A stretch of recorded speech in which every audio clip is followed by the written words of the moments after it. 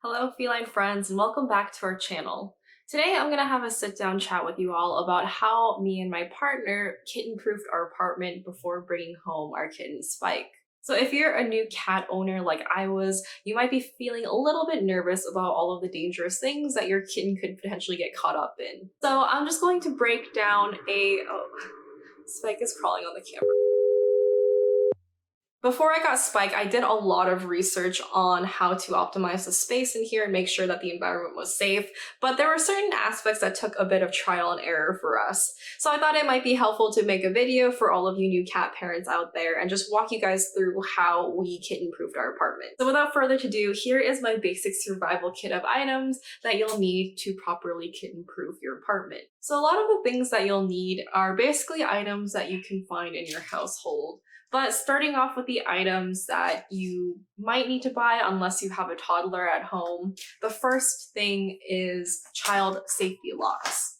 So I think these are absolutely essential because Spike can open cabinets and we keep all of our toxic substances in there, including like the Lysol spray, dish soap, and other types of cleaning supplies that might be toxic to him. So I would highly recommend getting child locks that you can use for your cabinets so that your cat... Okay, Spike, come on. Hey, you want to be in the video? Come on. Hey, say hi. Hello. We recently let him in our bedroom and he loves crawling around everywhere and he's always so curious about what I'm doing. But anyway, next item that you might need to purchase are stove locks.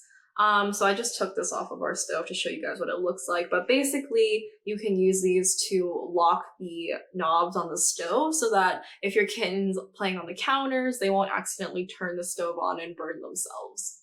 Okay, so now moving on to common household items that you probably have laying around. The next item is just tape. So we use this tape for a lot of different things, but its main purpose has been to kind of wrap up and clean up wires that are laying around the apartment so that Spike doesn't chew them.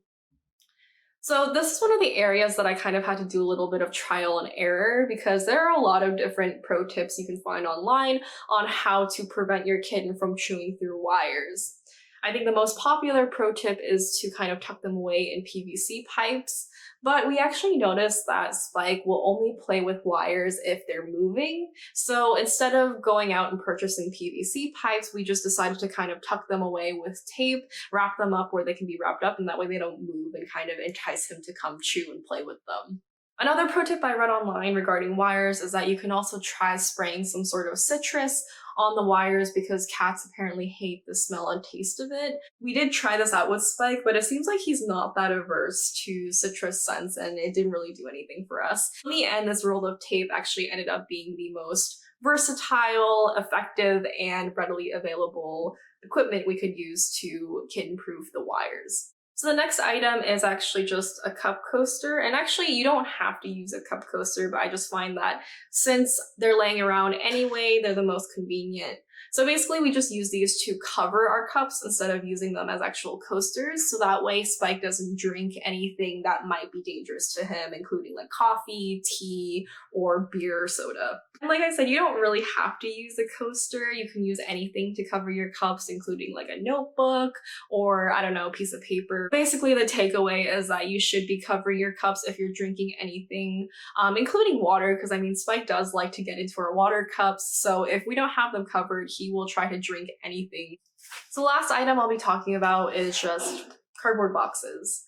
We use these to kind of fill small gaps and cracks that Spike could potentially squeeze into and get stuck in. And this includes places like under the fridge, next to the fridge in the wall, or just smaller places where he might be able to wiggle in but not be able to get out of. And again, you don't necessarily have to use cardboard boxes. If you have like old rags, old clothes that you're not using, you can also use those as well to fill up the spaces and make sure your cat doesn't get stuck. So that wraps up basically my go-to survival kit for kitten-proofing your apartment, but there are also a few other things I wanted to discuss in terms of rearranging furniture and just making sure that the space is optimized for your kitten when you bring him or her home. Before we got Spike, me and my partner actually used to leave our kitchen knives tucked away outside with the cutting boards, but just in case Spike kind of knocks them around or cuts himself, we just make sure to tuck them away in drawers and cabinets now. And then you also want to make sure there's nothing that can choke or strangle your cat laying around. So for example, we used to have small decorative items laying out, but we just moved them all into our bedroom and into drawers so that Spike can't, play with them and accidentally swallow them and choke.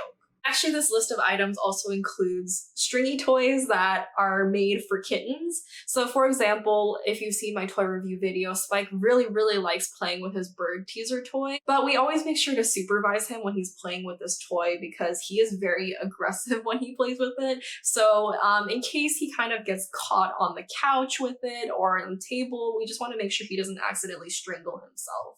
So beyond stringy cat toys, you also want to make sure that there's no long pieces of string or wires or anything that's kind of dangling and can potentially be a hazard to your cat. So for us, this mainly included the blinds, and we just kind of used this tape roll to tuck away the strings on the blinds so that Spike isn't enticed to play with them, and that way he doesn't also choke or get strangled by them either. So the last thing I want to mention is that I would highly recommend buying a pet safe spray to clean down counters that your cat is commonly walking on. Before we got Spike, we actually used Lysol spray to clean the apartment, but because he's constantly jumping on and off of counters, we didn't want him to walk all over the Lysol and then lick it off of his paws. So instead we got Actually, I'll link it down below, but basically we got a pet safe spray from Chewy that has a really nice scent to it, does a great job removing not only our stains, but also Spike's stains and odors. It's just been really helpful to have handy in case, Spike does have any accidents on the carpet or the floor as well. So I'll link the one that I got down below. I don't remember the name of it right now, and I don't know where it is, but yeah, I'll make sure I get that linked in the description box for you all. So that basically gives like the brief overview of what we did to kitten-proof our apartment. All cats are different, and I've mentioned in my previous videos many times that Spike is an extremely aggressive, playful, and confident cat. So there are certain things that we did that you might not have to do, but I would always kind of lean on the side of caution and just try to make sure that there's nothing around that could potentially harm your cat. I hope this video was helpful to you all. If you have any questions or comments, please feel free to leave them down below. And if you like the content that you're seeing, please don't forget to hit that like and subscribe button so that you can stay notified of when we upload videos. Spike, you wanna say bye? You wanna say bye? He's just staring at the camera right now. It's so funny. Anyway, I'll see you guys in my next video. If you have any suggestions on topics you'd like me to cover, please let me know. All right, I'll see you guys next time. Bye all.